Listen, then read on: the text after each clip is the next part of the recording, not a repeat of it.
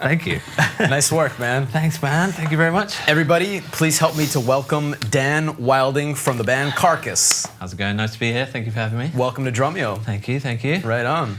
Whew. Yeah, how was that for you? Good. Yeah, it's nice and warm. Yeah. I'll let you catch your breath. No worries. So yeah, guys, we're here with Dan. He's here to teach us a lesson today on the, what was it, the 5 building blocks of extreme metal. So we're gonna sit down with you today and talk about things from blast beats to double kick to thrash and quads and stuff like that. I'll just talk a little bit about Dan first. Dan has played in several bands. He's from the UK, first of all, and played in many bands: Aborted, Heaven Shall Burn, Trigger the Bloodshed, and the Order of Apollyon. Yeah, right. And I missed one there too. It was Kai Hansen and Friends. Oh yeah, Kai Hansen and Friends. Yeah, that was a fun project that I did for a while. Cool. Yeah. Is there any I'm missing? There's a bunch but maybe. Hopefully I don't offend anyone that maybe I don't need to mention, but yeah. That's all right. Yeah. There's been a lot of bands and a lot of blasting. Great, a lot of blasting. Yeah, very good. We'd like to thank Tama Drums, Sabian Cymbals, and Vic Firth Sticks. Absolutely. Anyone else? No. Again, I hope I'm not missing anyone. Yeah. We need a skin endorsement for Dan here, so maybe Remo could knock on his door. And you got Roland Triggers, I see there too. Yes, yeah. That's just not an endorsement thing, but yep. Yeah, the for TM2 the faster stuff. Yeah, absolutely. I love the TM2. I use it all the time. So portable. Yeah. Yeah, man. Perfect. Killer. I'll mention Dan's online presence as well. Dan is on Instagram at Dan Wilding Drum, and Facebook under the same name. Facebook, Dan Wilding Drums. So you can check out, you do videos all the time of practice live videos. practice stuff, try and keep some interesting things on there. Totally. When I can. Yeah, I follow you on there. You're always playing like some practice stuff or whatever. He's got some good tips and all that stuff on his social pages, and you got some good drum cam footage and stuff. I try and film as much as I can, just because it's good to watch yourself play, just to make sure you're doing it right. Yeah, absolutely. Cool. Yeah, cool. And if you guys don't know much about Drumeo or anything, we do this kind of thing all the time. We bring out some killer players from all around the world. Like I mentioned, Dan's from the UK, and he came here to play a concert with Carcass, and we thought, hey, let's get you out here to do a lesson. So, you can sign up for a free trial if you want to check out a little bit of Drumeo, and there's lots of really killer courses and content on there. So I definitely encourage you to check it out. So yeah, I'll let you take away the lesson, my friend, because I see you got your notes here. I got my notes here. Why don't you just dive in and tell us a little bit about the building blocks of extreme metal? Cool. Okay. Well, this is essentially 5 things that I have found from my many years of playing this music. 5 things that just constantly crop up. It's kind of like most contemporary styles of drumming have things you need to know. Like with blues, you have to be able to play a shuffle and those kind of things. With jazz, you need to be able to swing on the ride and all that kind of thing. So this is that version of, but basically for extreme metal. So, and I find that with these 5 things, you do need to know more than that, but the rest that you bring to it is kind of your own thing. These are kind of absolutely the basics, and I'll run through everything, and then at the end I'll kind of show you, just by using these 5 things, you can play for a death metal band or a black metal band or whatever, just by using these 5 things, and then anything else you add to it is completely up to you. And that very nice. So it is fundamentals. It's not massively flashy, so don't expect anything super crazy. But I feel it's kind of helpful for people that are maybe into metal as it is, and they want, they like extreme metal, but they don't know how to play it, or guys that are into extreme metal and they want to know some practice things, or because these 5 things can be used as warm-ups, or they can be used in a musical context. So it's for a few different types of people too, and also obviously we're talking a lot about speed, and speed is good fun for anyone to practice. Absolutely, yeah. Whether you play metal or not metal. So yeah, that's right. Yeah, very good. So I guess some people probably don't know what extreme metal is. To be honest, that's probably true. Why don't we give these people a bit of a breakdown, or your interpretation of what you think extreme metal is, for those of you who don't know. in my opinion, it's kind of, as the name suggests, it's kind of an extreme version of metal, even though metal is already kind of extreme. Yeah. It's so it's generally tempos are higher. You play a lot faster. The note spacing is minimal. Right. You play as many notes as you can in a short period of time. Vocals obviously are very different, and guitars are tuned lower and all that. So there is quite a few differences. But from a percussive standpoint, I think one of the biggest differences is the blast beat, which is pretty, maybe not these days, but especially when extreme metal kind of started in the early 80s or mid 80s. It was kind of exclusive to extreme metal, whereas now everyone uses blast beats, from mainstream metal bands to to whoever. So, but yeah, originally the blast beat was kind of from extreme metal. So that kind of sets it apart from a drum perspective, anyway. So that must be really cool for you. You playing in a legacy heavy metal band that sort of helped to pioneer. That kind of blasting and that kind of extreme metal. It's kind of crazy. I mean, for anyone that doesn't know about Carcass, they've been around since the mid '80s, and obviously I'm a new guy, but they kind of helped pioneer the whole genre and also this type of drumming. Ken, the original drummer, Ken Owen, right? Yeah.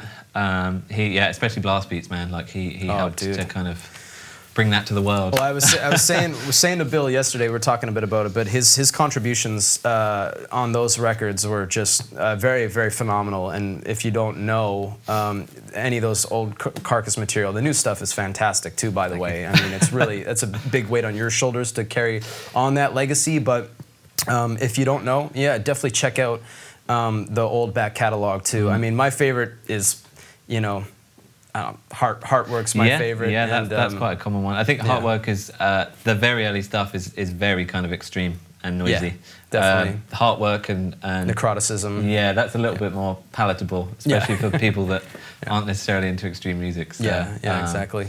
Yeah. But yeah, they kind of run the gamut from crazy heavy to super melodic and stuff. So it's a fun gig because I get to play groove stuff and I get to play fast stuff. So there's not many metal bands in general where you get to do that. So that's really cool. And since you're a younger dude, you get you're in touch with a lot of the newer stuff that's probably out there, and you're playing with old school guys. Yeah. And you get to take that old school you get to take your new school filter and put it into an old school context. Yeah, absolutely. And we kind of, I think we meet in the middle, hopefully. Yes, I think I'm still in the band so far. So it's been a few years now. 6 years, I guess. Now. Great, Well, let's dive into this lesson. Talking of blast beats, let me just get my first thing here. That is the first building block, because I consider, especially for extreme metal, this is the thing that kind of separates it from the rest of the pack.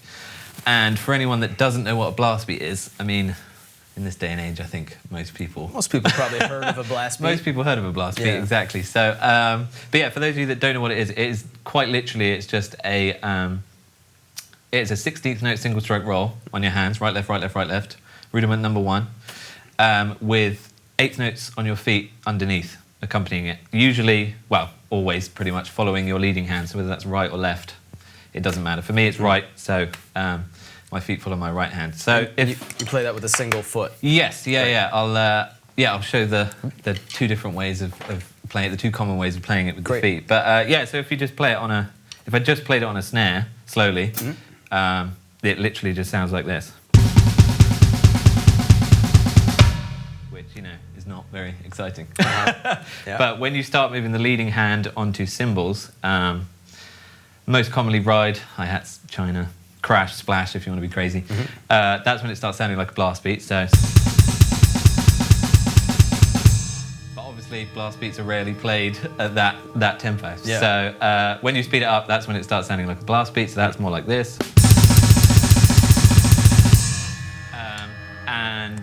And that's the kind of tempo you need to be playing it at for it to sound. What do you figure that ballpark tempo-wise is? Probably 200 something. All right. But yeah, there's dudes out there playing, I don't even know. You can get silly with it. You can be very silly. Yeah. And yeah, so I mean, and as far as starting off with it, yeah, you need to try and start as slowly as you can. So that's example one. Yes, yeah, that is example one. And as Ash was saying, I'm playing that with 1 foot, and that's a common way of playing it. Also, another common way of playing it is with 2 feet. So basically, the 8th notes are played between your right and your left foot. So that looks like this. Same thing, but again, just with a different foot pattern. And there is no right or wrong. I don't think. Anyway, there's some people out there that say there is a right or wrong. Right. I mean, I think the first way is the more old school way. Absolutely. If I'm not mistaken. But personally, when I'm playing, I do the second one because I want the power. Absolutely, yeah. You know, and that's the main difference. I mean, and I'll be honest, the main reason I played single foot is because when I joined Carcass, I was playing with 2 feet because in my old bands, Trigger the Bloodshed and Aborted and those bands. It was, 250, 260 beats per minute. Right. And there are dudes that play 1 foot with that. Yeah. But I guess I was just lazy or something, I'm not sure. But So lazy. Exactly. So, Very cool. so I was a 2 foot guy. And then when I joined Carcass, they were basically like, no. Single foot. Single foot all the way. So I had to sit in my room and kind of transition everything over to 1 foot. And now just because I play 1 foot so much, that's why I use it. But there's no right or wrong. Yeah. They sound pretty much the same. Cool. Maybe you get a little bit more control with the 2 feet, but yeah. So the exercise 1 is just a basic blast beat, and again that is just a 16-note single stroke roll. Great. 8th notes on the feet. The next few exercises are adding accents to the blast beat, and that's kind of for various reasons. I mean, firstly it makes it sound more musical, I think. Yep. It stops it from just being a kind of crazy mess. And also it's good to kind of have a reference point, so almost like almost like a musical metronome. Sure. So your band, especially and Ash will know as well, like when you're on a big outdoor stage and you're just hauling, like playing 240 beats per minute. If it's very easy on those big stages, sounds just disappearing, the monitors are rubbish, that no one's going to know where you are in the bar. Right. So if you can accent, certain pieces or the start of the bar, or that really helps. So these are just kind of examples of how to do that. So great. Yeah, the first example that I've got is just accenting every 4th 16th note. So slowly that sounds like.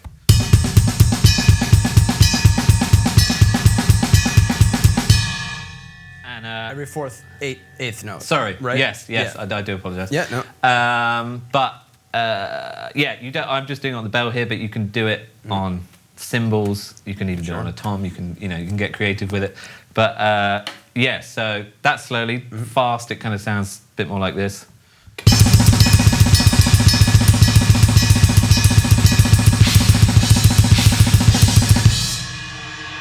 Wow. So it's very consistent. Yeah, and it's kind of it's like. The minute you start adding accents, it kind of makes it more sound like a groove instead of just like a mess of noise. And then you get to accent whatever a guitar is doing or a vocal. Exactly, and that's So the second example that we've got on here, that's every 2. So instead of every 4, it's literally just. And fast. That's. I use that one a lot in Carcass. I don't really know why. It just kind of felt right, and I think it's got quite a nice kind of energetic feeling to it. Awesome. Let's move on to C. Yeah, C is basically that is a just an example of how you can kind of be creative with accents. It doesn't just have to be metronomic, boring, ding, ding. You can actually, say your guitar player comes in and he's like, I've got this sick riff, and it's like. I've got these crazy accents and I want you to blast and then follow the accents on the guitar, which happens a lot, as I'm sure you've experienced too. So, this example is just something I came up with, and again, just have fun with accents. You can add accents anywhere on the bar, but this is like a kind of I don't really know how to describe it. But I'll just play it slowly. It's.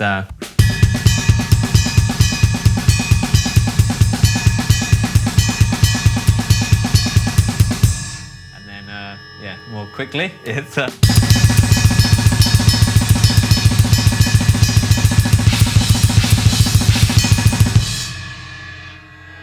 kind kind of like that. Awesome. So, yeah, so and again, it's just a little bit more musical. It's a little bit more fun Totally. to play as well.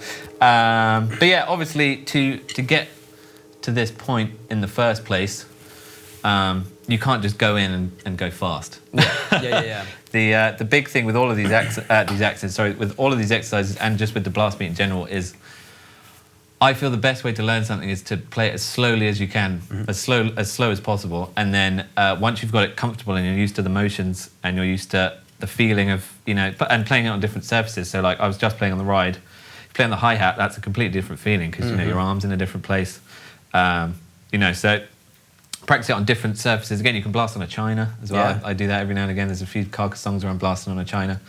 So yeah, just getting used to the motion and having control over the motion, I think, is the most important thing, because if you're not in control of what you're doing, you're not going to be able to play it fast. Control's the key word, isn't Exactly. it? Stick control. Exactly. You know? Exactly. And if you're if you're not if you're not in control of what you're playing, when you're playing it fast, you're playing it fast sloppily. Yeah. Wasted energy and all that stuff. Exactly, so, yeah. And I think it's much, we talked about this a lot, it's much nicer to hear a drummer that is, or any musician that's slow and super solid, or slower, than a super fast shred crazy guy that's, you know, he's missing the one and he's, That's you know, right. the band doesn't know where he is, but it's kind of impressive, Yeah. you know, but it's like, oh, it's not musical, so. And you know, like, I mean, you're watching Daniel play. How long have you been playing drums for? 20 years, I guess, almost 20 years. I'm 20 years now too, as Yeah. well. I mean, this stuff does not happen overnight. You No, know? far from it, especially the speed stuff. Absolutely. And you learn some tough lessons on the way too. Like, Yeah, I mean, yeah. I don't know about you, but I started off needing to, I started off just wanting to play fast and whatever, and then eventually had to reverse engineer a lot of technique and stuff, and really be humbled by the fact that there's no shortcuts, and that I had to really figure this stuff out and work from the ground up. So that's exactly what you're trying to convey. And it's even if you know you're relatively comfortable with single stroke rolls or blast beats, I think it's still incredibly beneficial to be able to play it slow, because you might just be used to playing it at, you know, 200 and something or whatever, but then when you actually break it down to 120, 130 beats per minute, you can't do it that slow. So I think it's incredibly important to start as slow as possible with a metronome, and just move up in 10 beat per minute increments, which That's great. sounds like not much, but especially, well, I'm sure you know this as well, when you get to the upper tempos, like anything above kind of 190, 10 beats per minute feels like a lot. Absolutely. Yeah. Like 190 to 200, 200 to 210, that is a big jump. For sure. So, that's awesome. but yeah, a cool way to practice these as well, because sat with a metronome, let's be honest, is not the most fun thing in Not the world. always. No. So what I kind of like to do now is, if you just play a regular groove at kind of any tempo, instead of doing a fill, use a blast beat. So for example, I'll just show you what I mean. Yeah.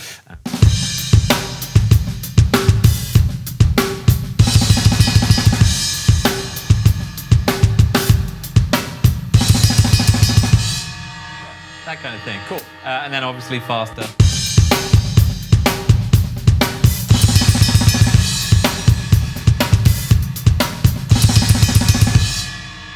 Because that gets you used to transitioning into a blast beat from other things, because it's all well and good just being able to play a blast beat, but then the minute you have to move from a blast beat to something else, you're like, ah! Yeah, it's tough. Yeah. So doing that, and also as far as, because you know, this stuff is endurance as well. So again, building your endurance is a big thing. So again, working with the metronome helps with that.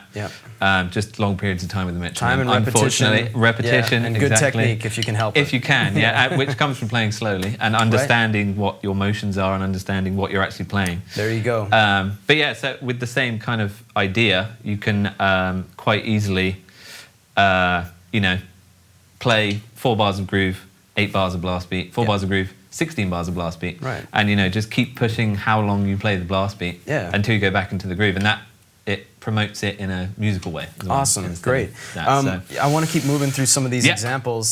So we're now at kick variation. Yeah, so that's basically once again like the accent variations.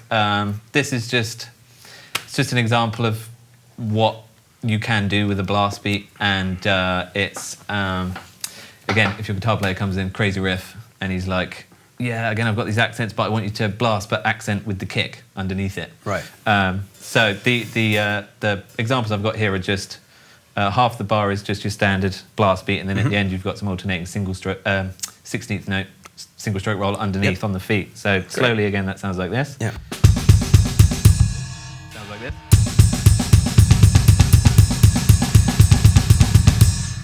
And then faster, it sounds like. And then E, or the next example, is basically just the reverse of that. So starting with D, single strokes, and then ending. So that's like.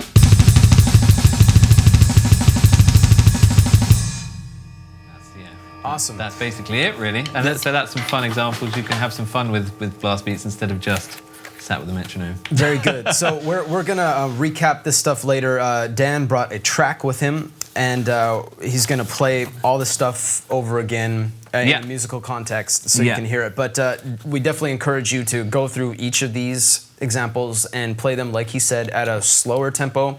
As slow as you can manage, yeah, as slow as you can manage. So maybe what would that be, like 120, 140? 120, 130, yeah. And really, I mean, I've got a little metronome here just to show you what 130 sounds like. Sure. This is an 8th note click as well. Yeah. And that, so a blast beat would sound like this.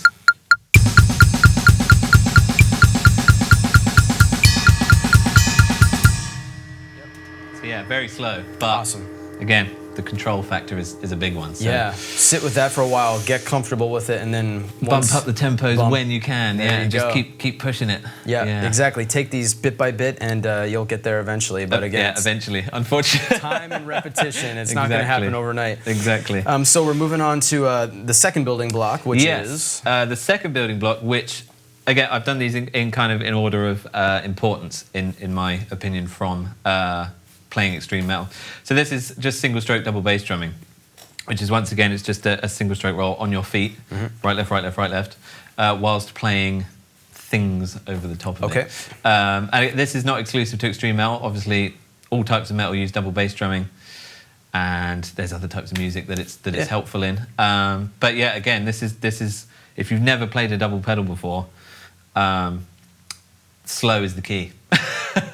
Definitely. Like starting out with a double pedal is just it's like learning a whole new instrument. So it's so again, get yourself used to the feeling of your left foot being on a pedal, or your right foot if you're left-footed, right. And just take it slow. And again, like I've just got basic examples here.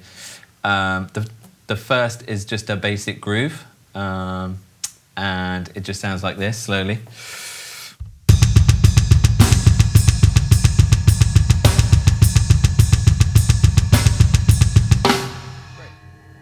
Yeah, and once again, start at as slow as you can, and then ramp it up. Yeah, exactly. Yeah. But again, always play something over the top of it, because anyone can just sit there and go, play super fast. But if it's not in a musical context, what's the point? Yeah, and then you can just keep ramping it up and hopefully get to some kind of nice tempos. I'll try and play a little bit faster. Sure.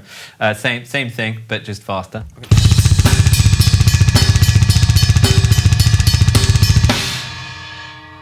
That's fast. I mean, it's the same thing that I just played, but just faster, and it sounds. There you go. A, it sounds more metal. Yeah. And B, it's impressive, but it's faster. So, and that's all it is. And then the next examples they're basically just moving the snare around, because I've found the minute you change something on the top half of your body, when your feet are playing something, if you get used to playing that groove on the ride or hi-hat or something, the minute you move it, everything feels kind of weird.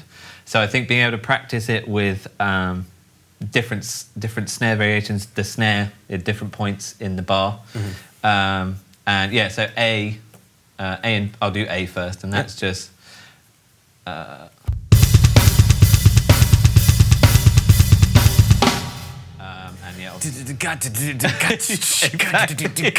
Exactly. Right? Anyone that knows Carcass will understand what I'm talking about there. But yeah, so faster, that's.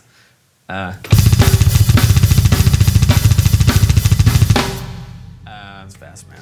And yeah, again, but that's just one variation. You Great. can. The next one is very common in kind of thrash metal, I guess. It's putting the snare on the beat, and then same thing on your feet, but just again changing the hands, and that sounds something like this. Faster. Great. Yeah. So, but once again, this is all slow it down. Like it could take a while to get even half that speed. Yeah, no problem. So yeah, I want to keep moving along because I really want to get to all of these building blocks here. So you got 8 notes per foot, 4 notes per foot. Yeah, the next things I've got, these aren't necessarily musical things. These are more kind of to promote kind of dexterity on your feet, and it's literally just playing. And again, it goes back to the control thing that we talked about all the time. Just playing a basic groove with, and then 8 notes on your right foot, 8 notes on your left foot. Awesome. So again, Get that left slowly foot going. that's. And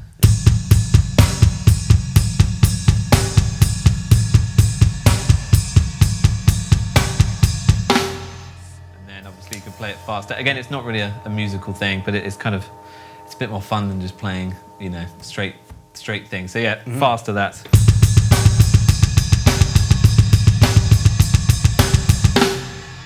And then the next example is just playing 4. So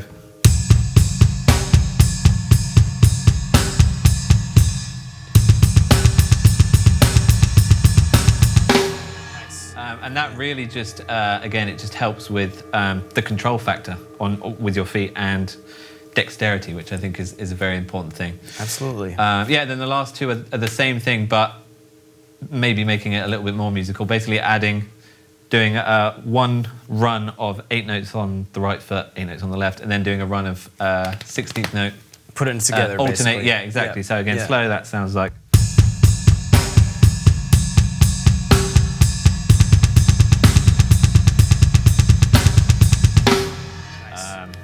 And yeah, do 4.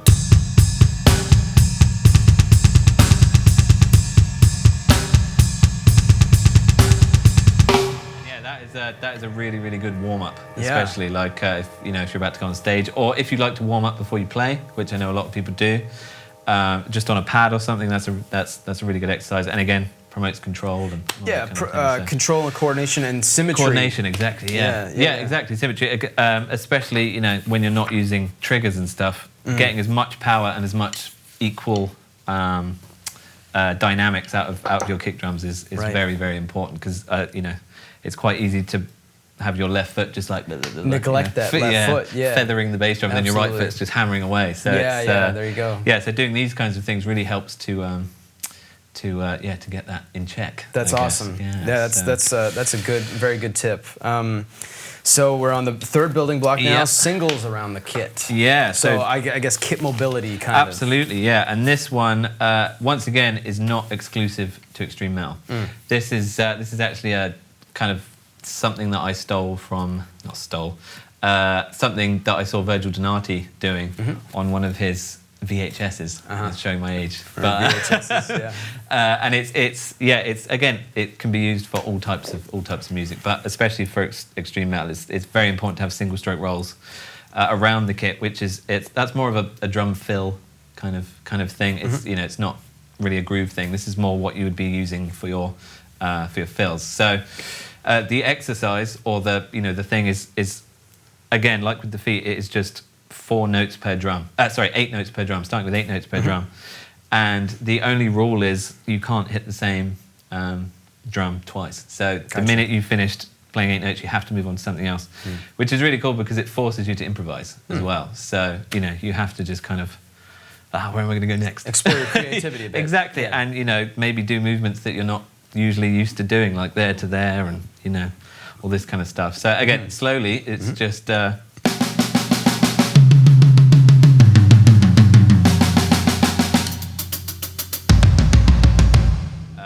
then obviously faster. Yeah.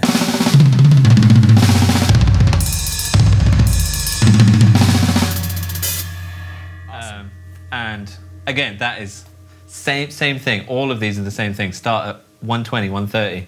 and just again, even if you're comfortable with single stroke rolls, just start and see how controlled you can get it, and then move it up, and then and again, the sky's the limit. You can go up to, you know, I don't know. There's dudes playing 300 beats per minute plus. It's just terrifying. Yeah. But again, the slower you play it, getting that consistency between the right and the left hand is very important. Getting power as well. Yeah.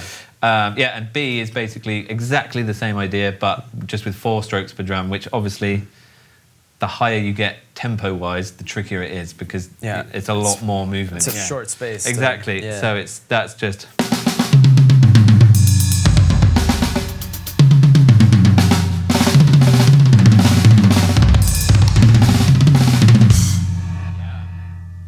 So that's what you can get to. I mean, and you obviously can go much faster than that. That's pretty slow compared to a lot of dudes. Right. But so then the next 2 examples are basically, this is what is common in the extreme metal world. I find that all it is just adding a kick underneath those patterns. Help keep the pulse. Exactly, because again, extreme metal is very kind of high energy, intense. Right. Yeah. So even in drum fills, you have to keep up that intensity. There's no break. So I find when they keep the quarter note kick going, that just keeps the energy up. We don't get breaks. No, it's ridiculous. You know, I wish I played jazz or something. Yeah. And I could chill out a bit more. They don't get breaks. No, that's true. That's true. That's true. Yeah, true. Yeah. But so C and D are exactly the same thing. Again, only rule is don't play more than 8 notes or 4 notes on each drum. Gotcha. But just add a quarter note pulse underneath. Awesome. So.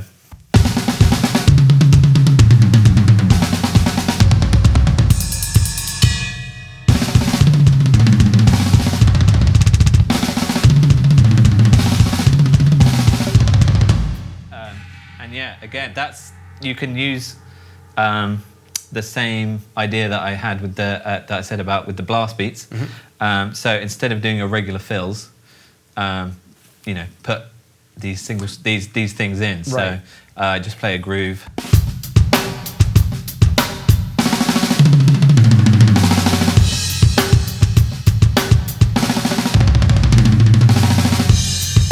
Or 4.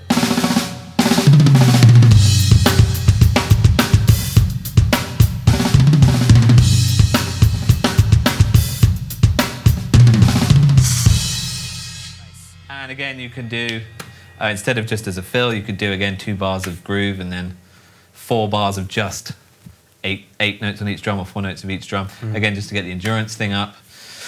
But yeah, that's awesome. That's pretty much Those are great tips, especially for fills and just those 4 8-note combinations. And obviously you can do anything. 3, 6, 3, 7, 6. 9. You can do 2, which is incredibly hard. Especially at high tempos, that's a killer. Yeah. But again, this is just to show you the most common things that kind of arise in extreme metal music. Perfect. So I guess short recap is blast beats. And again, I didn't add, there are a million different types of blast beats. Yeah. That's a lesson by itself, just going through the types of blast beats. But so that's what I consider the traditional blast beat. Traditional blast, you've got double single stroke rolls on the kicks with grooving over the top, and then single strokes around the kit. And that's 3 relatively important ones anyway. You'd probably get quite far in your metal drumming just being able to do that. Let's take it further. We're gonna move on to the thrash beat now. Yes, which is, I mean, I don't really know the official name. Do you know the official name for it? I call it the thrash beat or the Slayer beat. There's different beats. So there's the skank beat and then the polka beat. Polka. Exactly. I just call it a thrash beat. Yeah, exactly, because it is so common in thrash music, which I don't know if I'd have to talk to the metal police to know if that's extreme metal or regular metal, or if it's just its own thing. But either way, it's incredibly common in extreme metal. It's usually played much faster than it is in thrash music. But it is, when people ask me what it is, the best explanation I can give is it's just a very fast standard rock beat, which sounds weird, but if you play it slow, it's... That's legit. And then when you speed it up...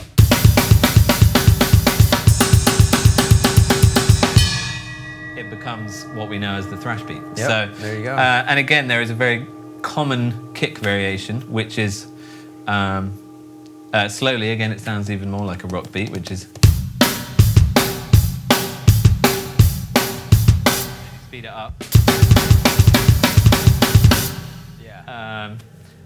Yeah, and that's the most common. That's so thrash cool how beat, just isn't like the difference of tempo changes it from one thing to another. Exactly. It immediately gives a completely different feeling. That's why, folks, rock and roll is absolutely inseparable from heavy metal. You know what I mean? It's not one. They're not separate things at all. You know. No, and like absolutely. you ask your favorite, I'm sure, between Bill Steer and Jeff Walker, they probably both love old school rock bands, like classic, you know, Thin especially Lizzy British, and, you know, Thin Lizzy, Deep Priest, Purple, Priest, everything. all that stuff. You know, that's what they started on. That's where all this stuff came from. You know what I mean? A rock and roll beat sped up. Someone just thought, hey, let's play it faster, as and then fast boom. as possible. Yeah, and there you go. I saw Donald Tardy from Obituary. Yeah. He explained it really well. He basically said, rock gave us this.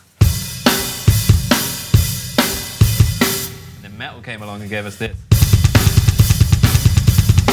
Essentially the same thing, but you're just adding, you know, double bass underneath it. And again, the same with this. You know, it's just a really fast version of a rock beat. So right on. So you got the kick A variation, and then you got the kick B variation. Yes. Yeah. Sorry. So the first variation, once again, that is commonly played on either 1 or 2 feet. The initial way I played it there was with 1 foot. So.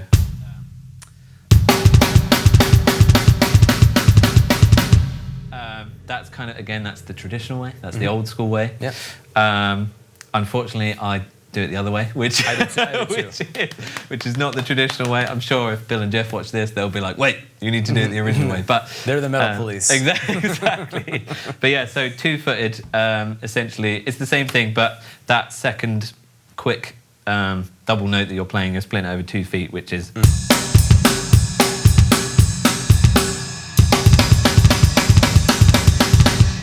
I just find more power, right? The power, exactly, and I think the note separation is a bit better, so you get you know two strong hits instead of. But I don't know. I guess there's probably dudes that can play it. I mean, the equally first one, as strong. I think the first one's more punk rock. You know, the first one's maybe a little more Napalm Death or something like that. Yeah, absolutely. You know? A little bit more energetic, maybe. Yeah. The second one is the 2-foot one is maybe a little bit more tight. No, I don't want to say tight. That's the wrong word. Clinical? No. Clinical? Yeah. Solid. Yeah. But the next one is once again like the blast beat thing. I said before, adding some 16th note single stroke rolls under the blast beat. This is the same thing, adding some single stroke rolls underneath the thrash beat. And this is something that is actually really common in. I say really common. It's in like 3 Carcass songs. And yeah, so it basically again slowly just sounds like this.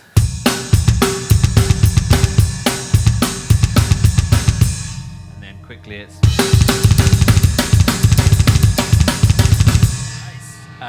and yeah, there's a Carcass song, an original, well, an older Carcass song from the Heartwork album called Carnal Forge. See if I can remember how to play it. But yeah, so it's,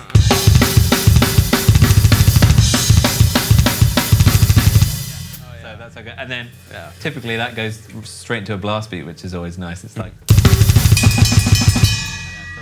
That's nice for the dexterity and stuff. But yeah, very good. So that's quite a common one. And again, it's just a nice little option that you can practice. So just in case, again, your guitar player comes in and says, doesn't always have to be the guitar player, but it's usually the guitar player that comes in and tells you do this. But just so you've got that in your arsenal for just in case that happens. That's great. We'll recap all this at the end when you play through with that track. Yeah, absolutely. I want to get to the last building block, which is quads. Yes. And quads are very, very important. They're 2 or 4 note groupings, right? Usually between hands and feet, right? And again, completely not exclusive to extreme metal. Everybody uses these now, but again, it is very important in extreme metal. A lot of the fills that you'll hear in extreme metal will be these, and it is essentially just right, left, kick, kick. And once again, you can do 1 foot or 2 feet. Again, there's no rule. If you're able to go really fast with the 1 foot, I'd say do it, because Yeah. that's pretty sick. But again, you get more power, maybe a bit more control with the 2 feet. I do the 2 feet thing. But yeah, so quickly, the first example is just 2 on the hands and 2 on the feet. So that's... and then A is just basically orchestrating it. I think all of these things need to be kind of used on the kit as quickly as possible and as much as possible, because it's all well and good sat on your pad, but if you get down, you sit on a kit and you don't know how to, you move it represent around. it on the kit, then it's kind of useless. So if you can get all of the building blocks onto a kit as soon as possible, even an electronic kit, whatever, just to see what it feels like to play musically. But yeah, so this is basically just an orchestrated version. It's just an example, but cool. Maybe you can use the same thought process as before and only ever play 2 hits on 1 drum. So you can just again constantly keep moving.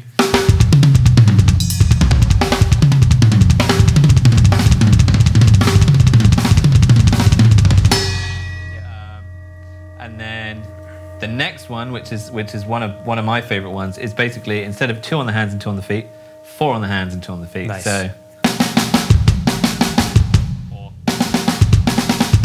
if you're that way essentially inclined. 6 notes. Yeah, exactly. 6. So, and if you play it in a bar of 4, obviously because it's 6-note grouping, to kind of come out on the 1, you have to end it on a exactly. So it would be like.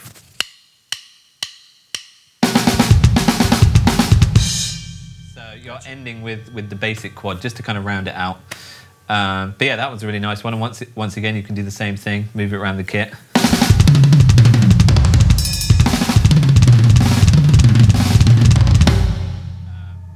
And yeah, that was.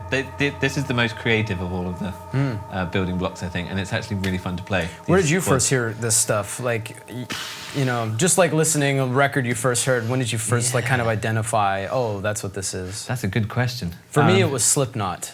That's a lot of Joey Jordison kind of stuff. This is a big one that he does. Even in his, I remember seeing one of his solos that he did. Like a lot of the stuff he's doing is this stuff. There's also like, if anyone knows Behemoth, that I can't remember the song, but it's the first song off of Demigod. Is it Demigod or the one after it? But he does this like super fast fill, and so many people have just been like, "Oh, what the hell is he playing?" He is literally just playing really fast quads. The fill is like, I probably won't be able to play it as fast as him, but it's like, and again, that is what we just played, but just super, super fast. But yeah, just sped up, it sounds much as we've just said, the minute you crank the tempo, it just sounds, sounds really, really cool. Awesome. So, and then you've got the triplet versions, which are a nice little extra.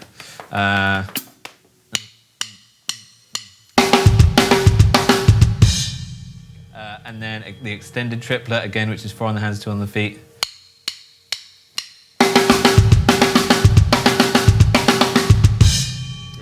And again, move them around the kit.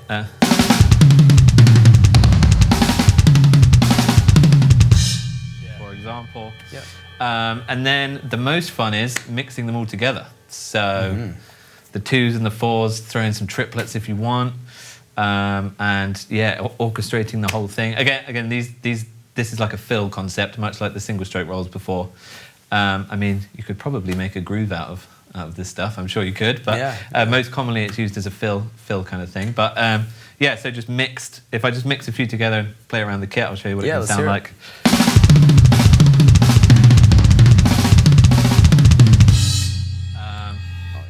Thing. And also, instead of just playing 2 notes or 4 notes on 1 drum, you can split it up. So you're basically playing 1 note per drum. So instead of, you could play or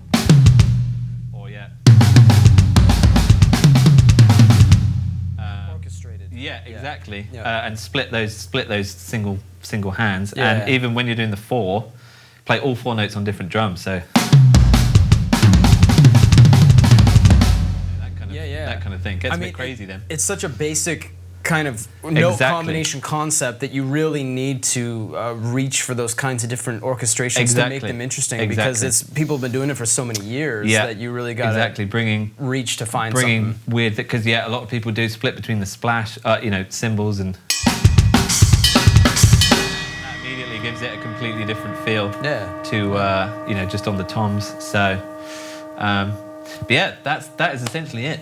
That's great. That's the a lot of really good material. I want to hear. We still want to hear you play a couple songs. Yeah. And but how about you? You prepared a track for us. I did. Yeah. You play guitar on. Yes. Yeah. Very cool. So we're gonna cue up a track that Dan has prepared for us, and he's gonna kind of go through each of these different building blocks and show you guys just how they're sort of all applied. You know? Yeah, I mean, and this is, as I said initially, as I said initially at the start of the lesson, these 5 things, if you get comfortable with them, they can be pretty much all you need in your tool bag. Yeah. And this little track I made, just all I'm using is these things that I've showed you. There is nothing else going on apart from these things. So it shows you that if you can get these 5 down, that's all you need to play in a death metal band or whatever. So guys and gals, when you're listening, try and pay attention and see if you can pick out. Here's a blast beat. Here's the accented blast. Here's the singles on the toms, etc., etc. Yeah, singles on the feet, quads, all that stuff. So all that stuff. Great. Cool. Okay. Let's give it a go. Yeah.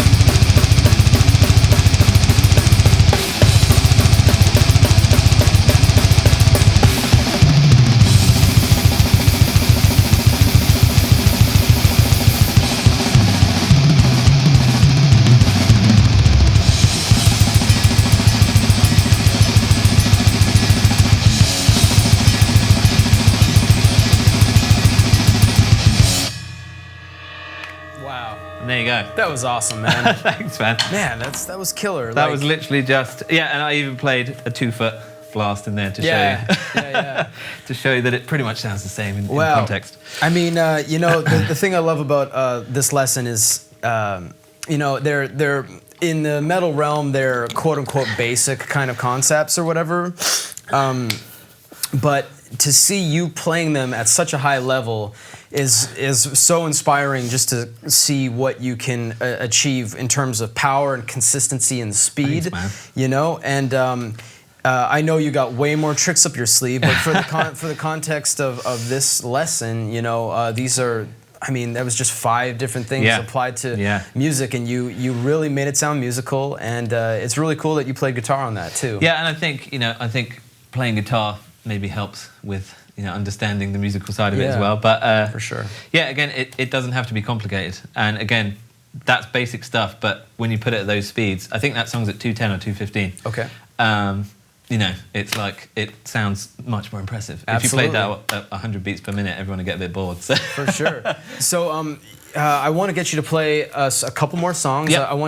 Would love you to play a Carcass song right now, and then we're going to gather some questions from the internet and ask a couple questions, and then we're going to wrap it up with one more song. Cool. Yeah. Yeah. Cool. Awesome. Yeah, so what do you got for us? What's this next one is called Thrasher's Aborted. And these are all off Surgical Steel. Surgical Steel, yeah. This is that's the only Carcass album so far that I've played on. So far. So watch this space. But so this is the opening track off of Surgical Steel. So yeah, it's lots of blasting and stuff. So yeah, awesome. It's cool.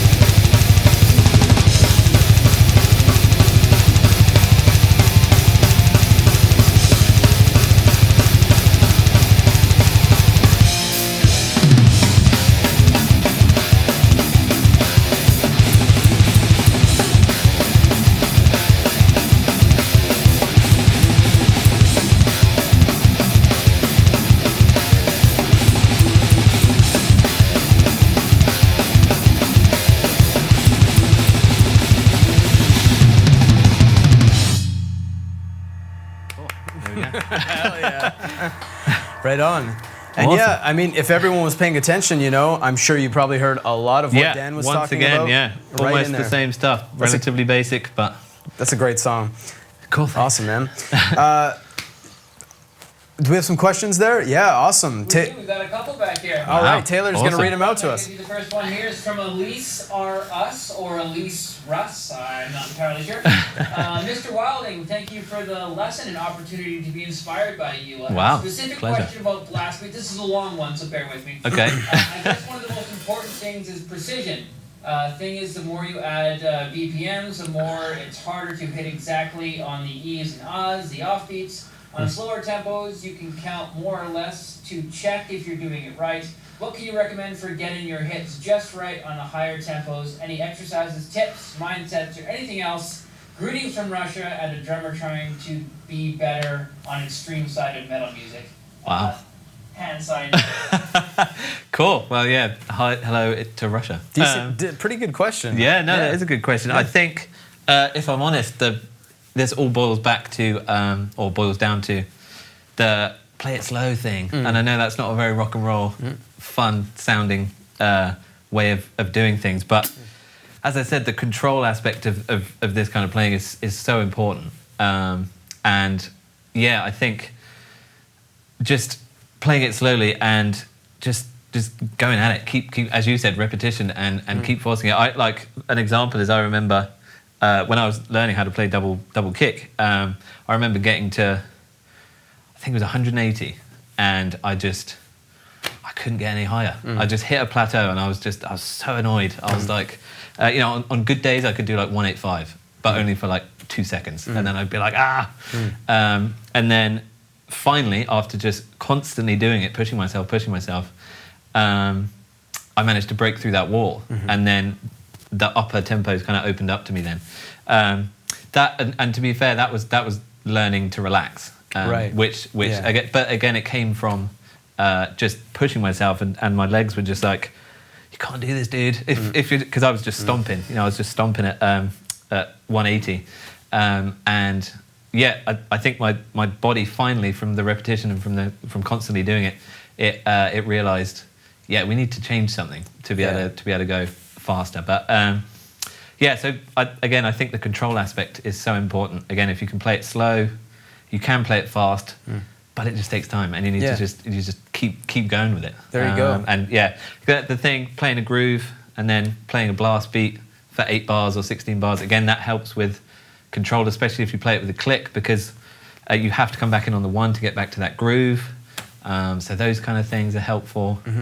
But yeah, just stick at it, unfortunately. Yeah. I mean, it's like saying a speech or something like that and trying to repeat back a series of words. Exactly. If you understand it slowly, and then if you're need to pick up the tempo, you could recite it back more quick, Exactly. because you know it so well. Exactly. And also, it's kind of like how fast you can hear almost as much as you can play. Yeah, that's a big thing, is to be able to play this, especially when you're learning other people's songs, which, you know, we've done, playing in other bands, you have to be able to hear fast. And exactly, again, I think that comes from learning what is actually going on. Yeah, exactly. So once you know what's going on, you'll be like, oh, that's just that, like the Behemoth reference I gave you there. But yeah, so unfortunately, it is just sticking at it. Yeah, that's right. Hours and hours in the woodshed. Absolutely. You can't get around that. All right, second question from Roger Amadon. I hope I didn't butcher that. He says, great lesson, guys. Dan, how tight do you keep your pedal springs? I assume they would need to be as tight as possible to get those speeds. That is funny, because me and Ash were just talking about this. Both me and Ash have our pedals set kind of differently to a lot of extreme metal guys. Generally, it's it is kind of crank it as much as you can, but I have it kind of halfway. But what I kind of do to get the extra kind of bounce is I bring the beaters back more. So a lot of guys have super high springs, and then the beaters are kind of close to the head. Yeah, I just slacken off the springs, but then bring the beaters back. So it works for me. And I mean, I think Ash can attest to this. Everyone can attest to this, that it's completely personal, and just try stuff. Like completely try stuff. This came from There's a band called Brazilian. Dude, I was just gonna. I was No, gonna you say. serious? I was literally once we had a break, I was gonna be. Have you ever played with Chrissy before? And ask you about Max because There we go. you were probably gonna mention that his Yeah. beaters are like back Yeah, here. and his springs are like off. Yeah. Completely off. Yeah. And He's a crazy That's person. incredible. There we go. Yeah, that is another level because that dude is so fast. Yeah. But I got inspired by that basically, and I just tried it one day, and almost immediately it felt good. Really? Whereas all the kind of the really tight spring, close stuff, the direct drive pedals, I never really got on with direct drive pedals. That kind of stuff just never really felt right, and then immediately this kind of works. So. Old school. Yeah. So yeah. So there you go. Big shout out to Max. That guy's, Yeah, absolutely, dude. Chrissy Yeah, and such he's an amazing band. unbelievable. Yeah. Yeah, right on. Cool. All right, Right on. one more, all the way from the UK, and Isabel Hey. says, hi from the UK. Any more tips for making extreme metal musical and groovy? Ah, that's a good one. That is a good one. Yeah, it's not the easiest, I guess, because it's such an extreme, tight knit kind of. Again, the note spacings are kind of non-existent, especially if you're playing the really fast stuff. So, I think the same rules apply to extreme metal as they do to pop music or rock music or whatever. I think following guitar lines, accent, as I was saying with some of these exercises, accenting the guitar lines, keeping an eye on what the vocals do. Don't step on the vocal, as they say. And bringing in other influences, of course, I think always helps to make you musical. There's I think Derek Roddy's always said, go listen to a Hate Eternal album and then go listen to a Miles Davis album. So Right. I completely agree with that as well. Getting other ideas from other places, because if you're just sticking to metronomic 16th notes, it's going to be hard to be massively. You can be creative with it, but Yeah. I think incorporating other things, rudiments can be incorporated in this. Triplets, bringing triplets into, it's a very straight 16th note world, the extreme metal world. So bringing in triplets is kind of a cool, different, more musical thing.